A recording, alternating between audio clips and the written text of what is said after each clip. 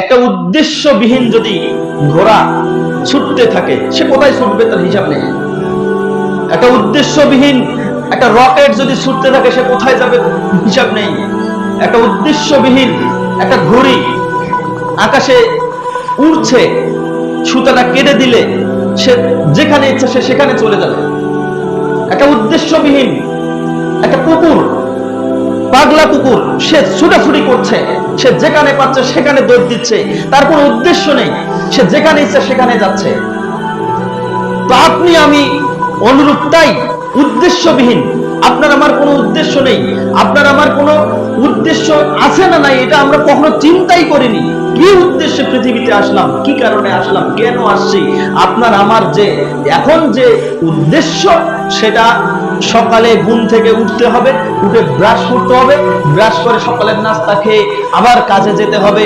এই কাজ হলো কারো অফিস, কারো ব্যবসা, কারো কৃষি ক্ষেত খামার ইত্যাদি ইত্যাদি। সে তার জায়গায় চলে গেল, দুপুরে আবার খাইতে হবে, বিকালে একটু নাস্তা করতে হবে, রাতে আবার খেয়ে আবারও পা দুইটা এইরকম করে বাড়ি দিয়ে আবার ঘুমাইতে হবে। এইটা আপনার ডেইলি রুটিন, এটা আপনি উদ্দেশ্য মনে করছেন। এইভাবে ইবাদত, এইভাবে উপার্জন করে আমাকে এইরকম অর্থশালী হতে হবে, আমাকে এইভাবে উপার্জন করে আমাকে এটা করতে হবে, জমি করতে হবে, ব্যাংক ব্যালেন্স করতে হবে, আবাদের জমি করতে হবে, নিজের বাড়ি একটা ভালো করতে হবে, ইত্যাদি ইত্যাদি। উদ্দেশ্য হারিয়ে ফেলেছি, যার কারণে ওই একটা পাগলা কুকুরের মতো ঘুরে বেড়াচ্ছি, একটা পাগলা ঘোড়ার মতো ঘুরে বেড়াচ্ছি।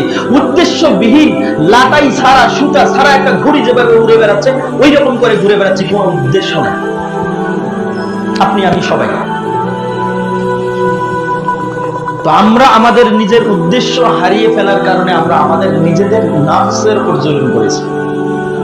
তো নিজেদের নফসের উপর জুলুম করেছি ইবাদত না করার কারণে, নিজেদের নফসের উপর জুলুম করেছি জিনা ব্যভিচার করার কারণে, নিজেদের নফসের উপর জুলুম করেছি হারাম খাওয়ার মাধ্যমে, নিজের নফসের উপর জুলুম করেছি সুদ খাওয়ার মাধ্যমে, নিজের নফসের উপর জুলুম করেছি ঘুষ খাওয়ার মাধ্যমে, নিজের নফসের উপর জুলুম করেছি অর্থ সম্পদ থাকা সত্ত্বেও, নেশাব পরিমাণে অর্থ থাকা সত্ত্বেও জাকাত না দেওয়ার মাধ্যমে, নিজের নফসের উপর জুলুম করেছি। এরকম মানে ইবাদতের ক্ষেত্রে যত রয়েছে, যে ইবাদতগুলো আমাদের করতে হয়, এগুলো না করার মাধ্যমে।